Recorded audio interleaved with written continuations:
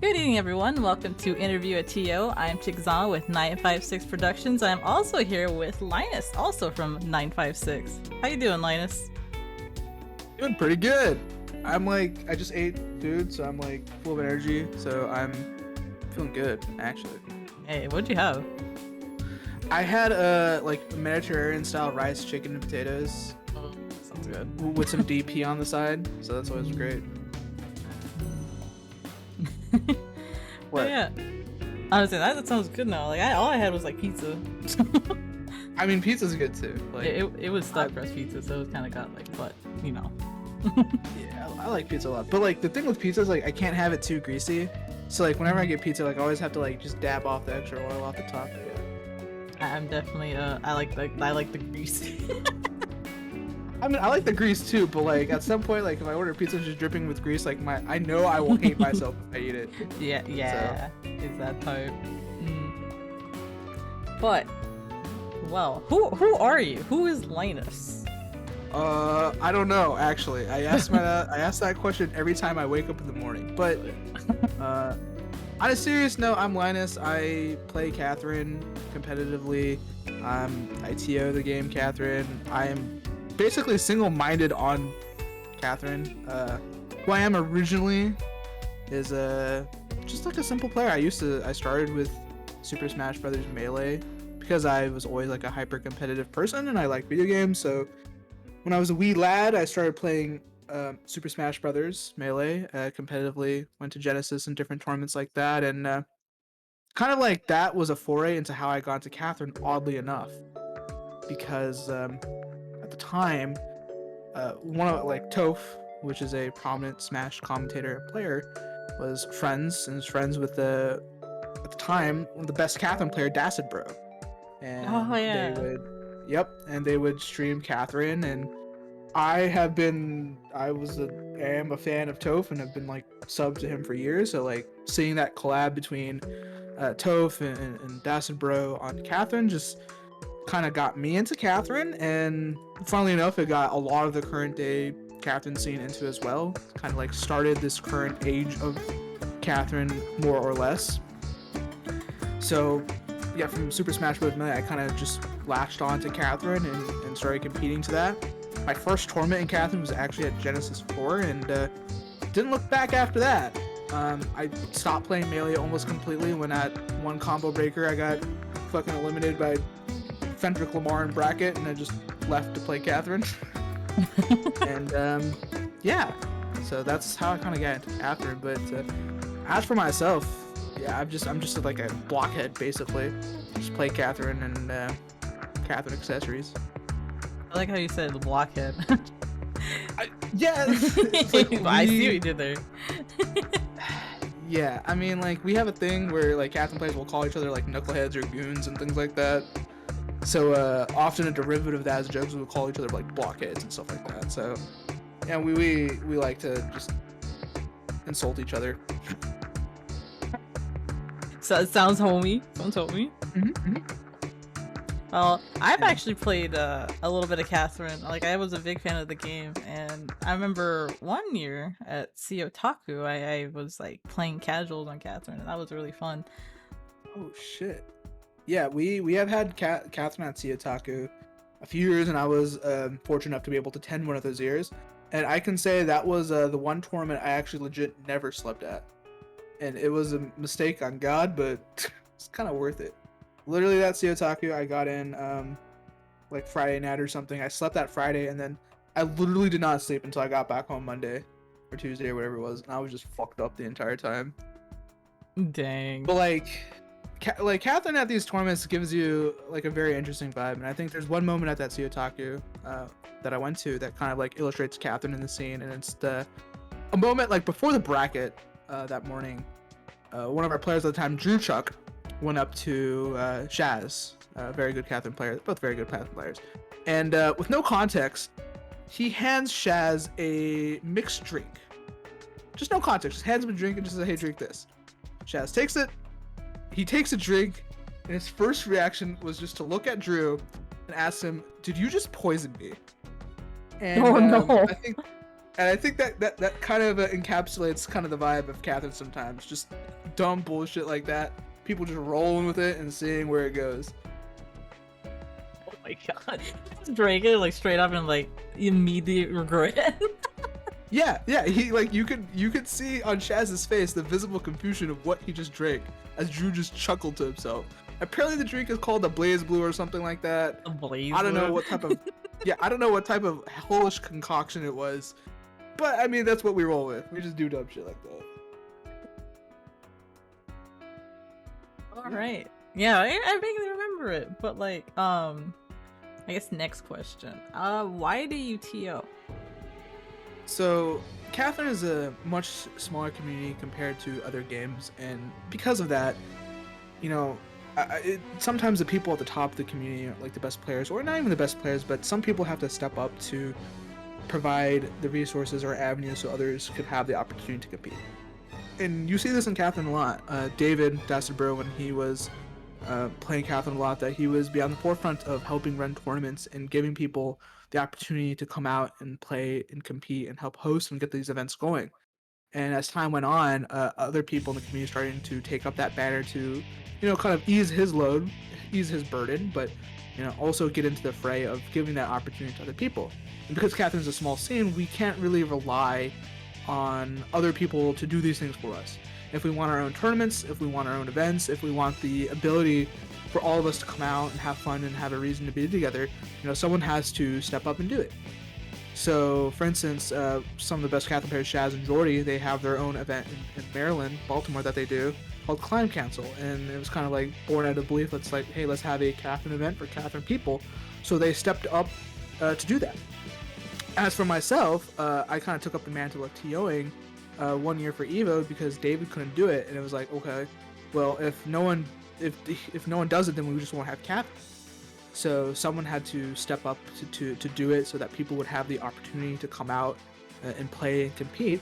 So I just, you know, stood up and did it, and then haven't looked back since. And I've kept TOing Catherine and since then, and hope to, you know, keep providing that same opportunity for people to compete and play. And that's kind of like one of the, I guess, the joys in TOing that I've got. Like, yeah, I would consider myself fairly good at Catherine. I can compete well in it. However, there's a different level of joy you get from competing compared to providing an avenue for people to enjoy themselves and a reason to come out and be together and to enjoy themselves, right? And that aspect of doing I enjoy, even though it can be stressful to have that management overhead. But, you know, I think in the end it is worth it, and that's why I keep doing it for my community, because I really do enjoy, you know, the people in the community and kind of the scene we have, you know, created as a result. Definitely. Like, I feel like that's kind of like everyone's origin story as a TO now that I'm like talking to more TOs now. Like everyone's saying like, yeah, well, I started off like maybe competing, I used to play this game, but then like I feel like I really like this game, but then I felt like I had to step up to run X thing, so we have it. So that's been most of everyone's like origin story so far. Yeah, and I think it's when people have the passion for the game in the community, it becomes a very obvious choice, I feel, in some instances. Like for that Evo, I stepped up to front Catherine. It was like, okay, well, if not me, then who, right? Yeah. And then if it was no one, then there wouldn't be Catherine at Evo, and then there wouldn't be a reason. There would be less of a reason for people to come out and celebrate the game, and celebrate the community. So I was like, fuck it, let's do it. You know. Yeah, I get that. I definitely did that with like BB. That's like also my origin story. I decided to step up so we have more BB things. So I get it. Okay, you were talking a little bit about the scene already, but I guess how would you describe the competitive scene? It's a bunch of knuckleheads. it's a bunch of knuckleheads. It's a bunch of bits. It's a bunch of like just dumb fun. Like for instance, we have so many, and because as I mentioned, Catherine is a very small community. We've also, because of that, have been very tight knit over the last several years. It has been the same group of people more or less competing in these events and hanging out for the last 4 or 5 years plus even. So, you know, we're as much as a friend group as we are as like a community for a game. And there are some things that really stand out to me early on as I got into the Catherine scene, because it was small, and it was at the Genesis tournament where it was my first tournament ever. I played with an Australian. They came from Australia, which I guess shouldn't be a surprise, named Lou, Pen Ninja, and we played up to like 10 hours straight until like early AM of the morning. And through the sheer determination, I got 4th in that bracket. Surprisingly, it was my first ever Catherine tournament. And then, as like a joke afterwards, in an after party, as we're all hanging out with the Catherine people, I made like a joke comment, like, yeah, if I forget any tech, I'm not gonna share it with anyone to have like an upper hand or something. And at that moment, David Dasselberg took me aside and said, hey, it's good to want to win and be there, right? But like at the same time, since our community is like so small, if you don't share your knowledge or share your tech or like interact with people in a way that brings the game forward, then the game will die, essentially, right? And it's like that kind of like moment kind of sparked the idea in my head, like, yeah, this is like a game we're competing in, but it's also as much as like a community where we're pushing the game together and pushing ourselves together. And that aspect of like community building that David kind of told me early on kind of set that foundation for me for like what the scene was. The scene is as much as is a competition as it is as a group of friends trying to like push each other to the limits and like enjoy the game, right? And it's easier to enjoy the game when we share our knowledge, share our information, we sit down and we play and we shoot the shit and we discover new things together and we share our discoveries and do all that sorts of things together. So that was like kind of like the initial kind of gut reaction I had in the community.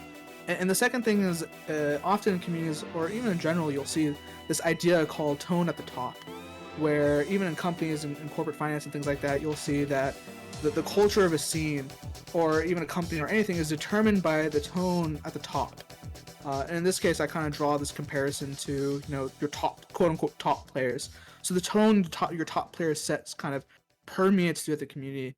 And one thing that was very evident to me with Catherine at the start was the tone that at the time David and Tove and like all the great players, from Drew Chuck to Kara Cancel to Mike Muscles, like all the players like that, was just like a very atmosphere of welcoming, like a welcoming community that no matter who you are, no matter what you do, you will be welcome in this community, and we won't stand for hate or intolerance or things like that.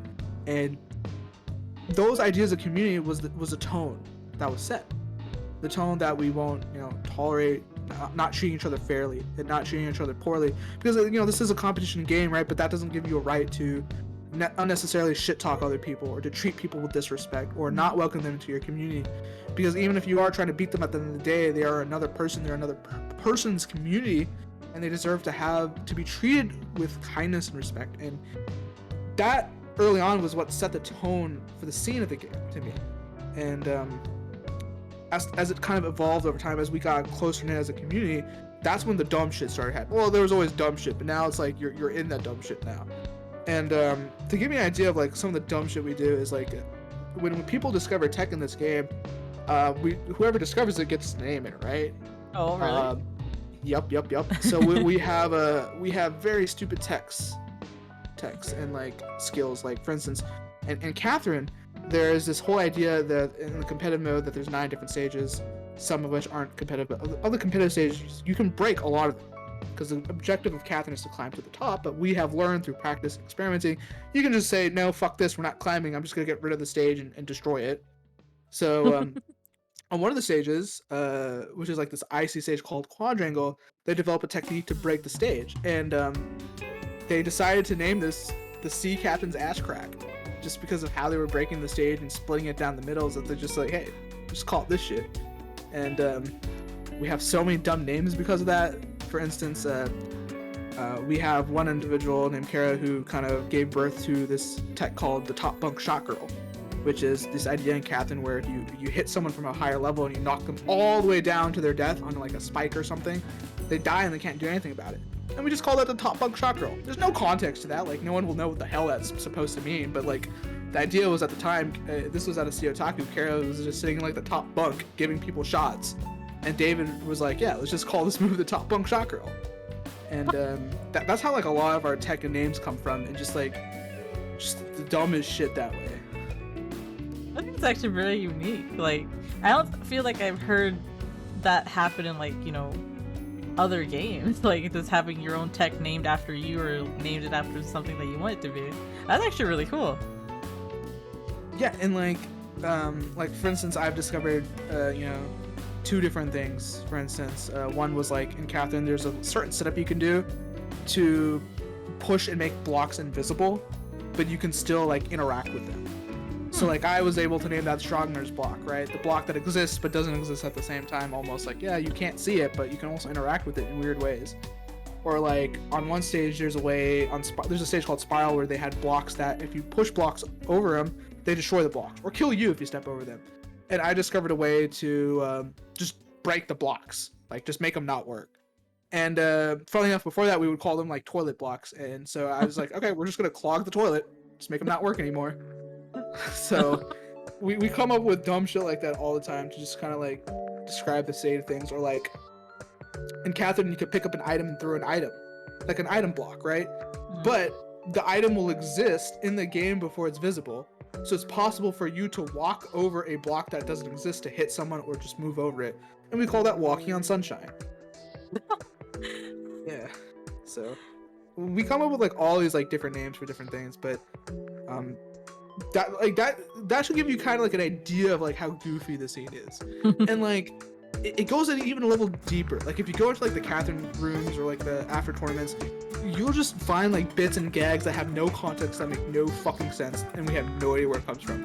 Like one running bit in the Catherine scene, it's maybe not even a bit, it's like a tradition, is like the floor of every Catherine after party room will have something called floor money.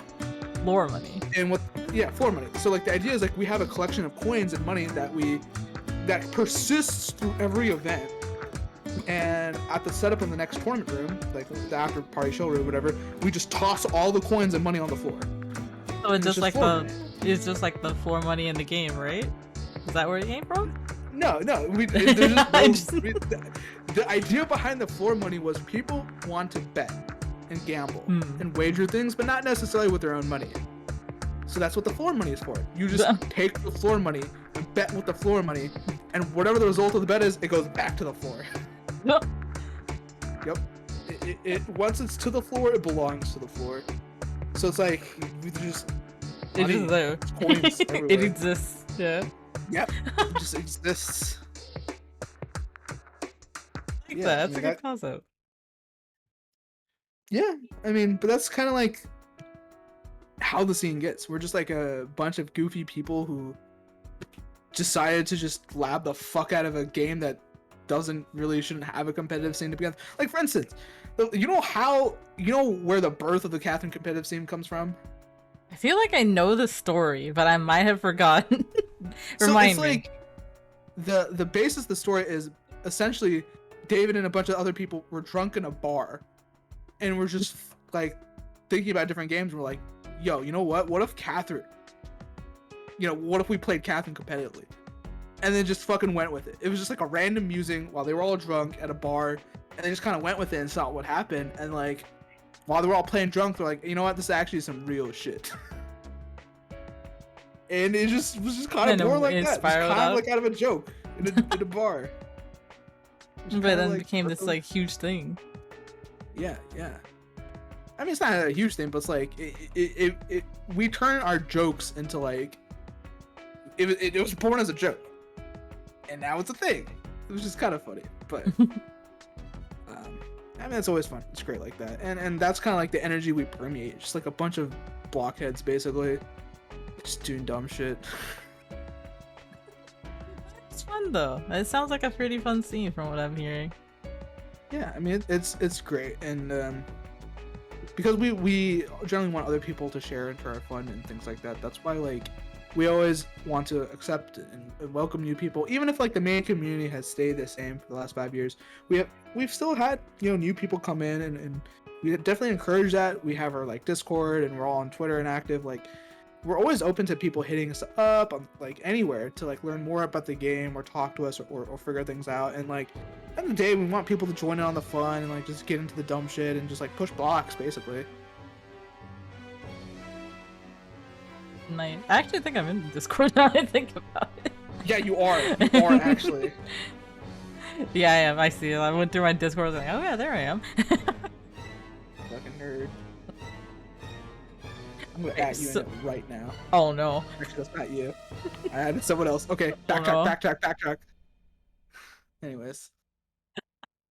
But okay, so you're actually TOing two Catherine games. So Yep. it's a Catherine Classic and Catherine Full Body. Can you tell me like what's the difference between both versions? Like why have two tournaments? So, one thing to understand is Catherine Classic, the original Catherine, is very deeply embedded with the American scene. That's what we're used to, and that's what we've grown accustomed to. Full Body was like something no one really expected when it came out, and it was at the time when the Japanese scene was becoming more matured and developed. So, what kind of ended up happening in one sense is that Full Body came out as the Japanese scene was developing, so they were very quick to adopt that as their primary mode of play. Whereas the Americas, the original Catherine was more of a mainstay in terms of preference. So let's break that down a little bit, because there are significant differences between both of the games, and there's a clear preference. They're both functionally the same games, and that the objective is to climb to the top. They're the same puzzle-based.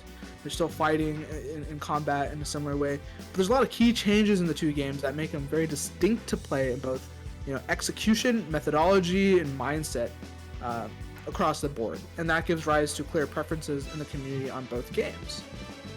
So, for instance, in the Full Body version, one thing you would notice off the bat if you were looking at playing the two is that Full Body, your characters will just move faster. They'll move faster, and to some degree, there's different turning mechanics and movement mechanics that accompany that speed, which is just feels totally different to play.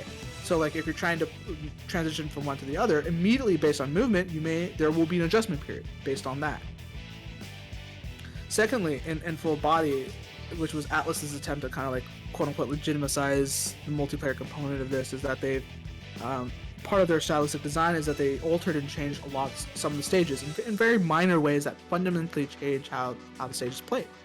In the original Catherine, there's a lot of emphasis and strategy around breaking stages to make it impossible to climb, which seems productive in a game that's designed to climb, but it was a method to add some dimension and choice into that kind of fighting realm. However, in Full Body, due to the design differences and kind of some of the design choices, some of the stages are more difficult to break, so making some of those options not viable. Of course, this is not necessarily a bad thing, it's just different. Coupled with the increased movement speed and how characters move, Full Body has become a game that's way more focused on climbing skills and like macro strategy in terms of positioning and maneuvering than the original was. So there's a clear difference in delineation in like what methodology you use to play and what produces the best results. Additionally, Catherine typically has this item mechanic where you can generate items. In the original Catherine, it worked kind of like a Mario Kart system, and we've kind of actually determined what the probabilities are. So if there's more distance between two sheeps in original Catherine, there was a distinct possibility of certain items appearing at higher percentage points. So like you could mathematically, figure out, what percentage you could have certain items at certain levels based on the distance between two players. So you could have some regularity to that. And it created this kind of like meta in a sense where you could potentially hang back in Catherine and farm for items because that would increase your probability of getting a better item. And Full Body doesn't exist in the same way. There's a lot more items in Full Body that do different things, such as the item that makes both players turn invisible. There's an item that makes your movements repeat infinitely for a moment, so you lose control of yourself. There's an item called the Wine Glass that gives you temporary like immortality, essentially. So these different items, coupled with other ones, adds another layer because that kind of Mario Kart mechanic isn't added in Full Body. So items in Full Body are much more sporadic and more common. So they're less valued and just more on the play in terms of the field. So there's just a whole other dynamic to consider because the item economy is just completely different compared to the two. And furthermore, because of the changes in Catherine Full Body, is that the way the fighting mechanics kind of fundamentally change. In original Catherine, something that some people may be familiar with is the tradition of something called a pin selfie. And what this is in Catherine, if you try to knock down a sheep by hitting them, if they do not have a space in which the sheep can fall down to, like fall down a block, they'll just fall on their back, like a turtle. Like they'll just kind of like go on their back if they have no space to go to. And because of that, if you stand over that person, they cannot get back up. Oh. And this results in a situation where being on your back is considered a half state, like a half level state. So there's this odd mechanic in Catherine that because of port priority, the game reads player 1 first and gives priority to player 1. So in the event that you pin a player as player 1, you will always 100% win if you don't do anything and the stage falls out, because the second player will fall first and die. Oh. However, if you're second player and you do the same thing, you pin a player, you knock them down, you stand over them so they can't stand back up, what will happen is the game will tie, actually. Or if you move at the last second, second player will actually lose in some instances. So Catherine has that weird system of the pins. It makes combat a little bit more tricky to maneuver because there's a very real threat of just dying instantly because of a pin, or being put in a position where you literally just cannot win anymore and you're just forced to sit there. And this is where you may have seen the tradition of, if you pin someone in Catherine, people will take out their phone and just take a selfie with their opponent waiting for the game to end. So just kind of like that kind of traditional BM move. So in Full Body, they've actually changed that. That doesn't happen anymore. And what they've kind of added was a swap mechanic. Meaning if you're pinning someone, you're on top of them, they have the ability to just swap places with you. So if you're trying to lock them out, then it's like, psych, no you can't, we're gonna swap places, and the game can continue on normally. And this has fundamentally, at some level, changed how combat works, because there's different reward for combat now. Japan has, in their brilliant ingenuity, have discovered a lot of different confirms and different fighting encounters based on the swap mechanic that isn't present in Catherine. But because of like both the movement speed changes and the way how like hits and pins have been changed in Full Body, even at the combat level, there's a distinct change in how that's operating. So this is why when you see both games, you're like, okay, why is there two different games? It's because even though they're fundamentally the same in their core about climbing to the top, they both play extremely differently in mentality and mindset based on Catherine and Full Body. So that's why you'll see two. They're just two completely different flavors. It's in almost a sense not very comparable in some aspects. And as I mentioned, some people have preference for Catherine, some people have preference for Full Body. And as a TO, I'm like, well, we are small enough as a community where I have the ability and resources and time to just provide both for people. And you'll see almost complete overlap in both games, but people have preferences, and I have the ability to provide both. We're not in a position to forcibly pick one over the other.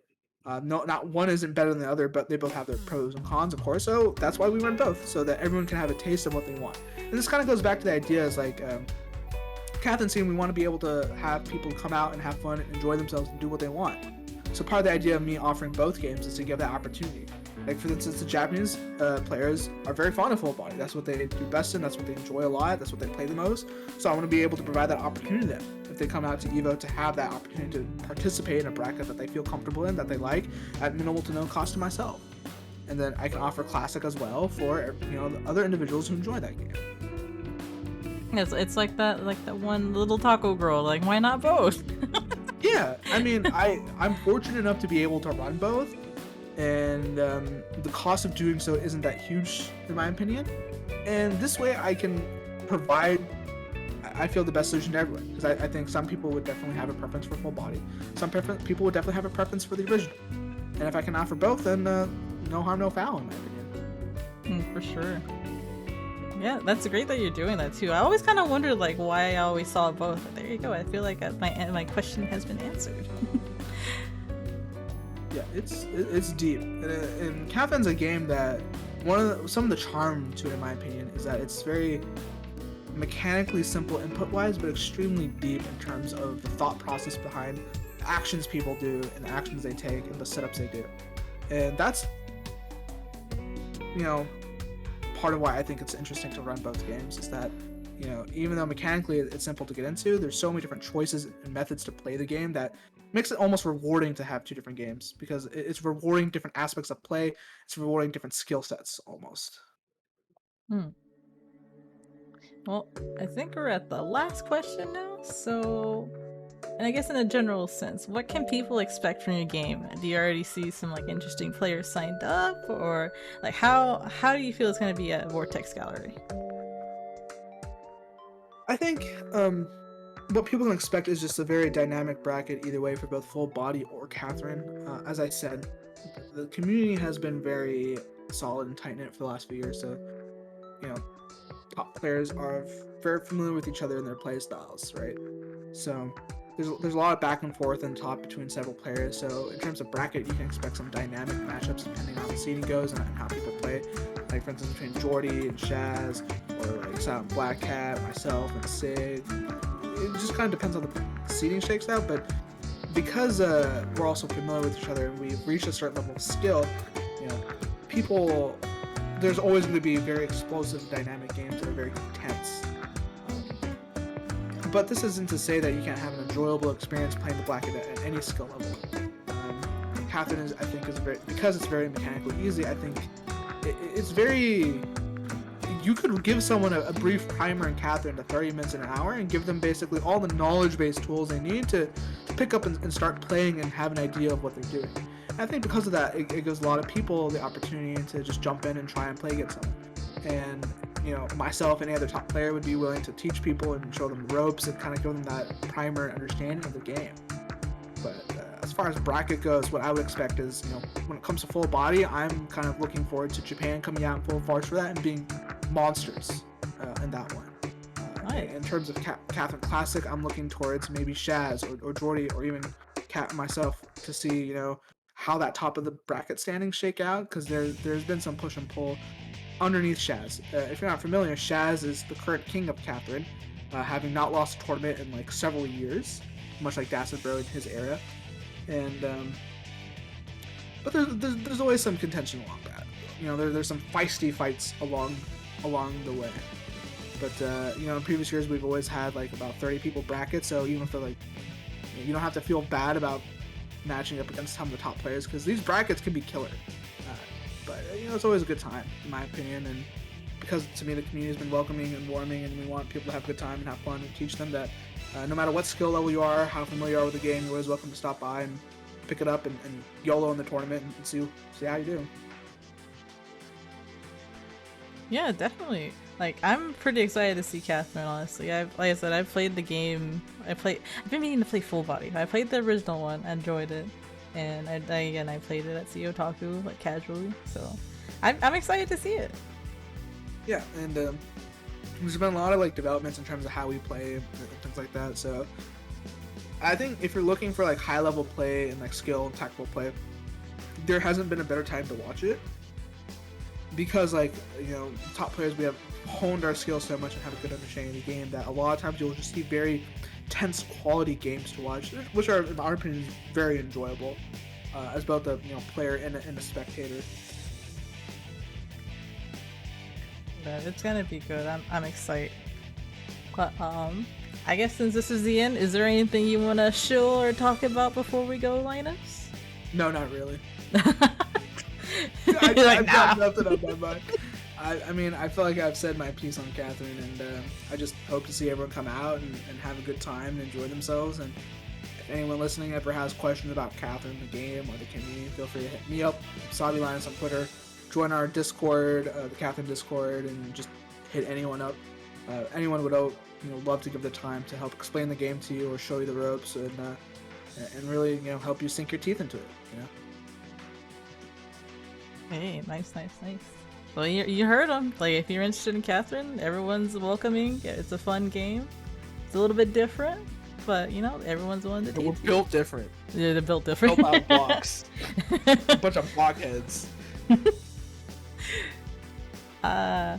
Nice. Again, definitely check out Catherine at Vortex Gallery this year, going on in early August. Good. Be sure to follow 956 Productions and subscribe to our YouTube and check out our Twitch channel as well. And yeah, I guess this about wraps this up. Thank you again, Linus, for running Catherine and you know, being 956 homie. So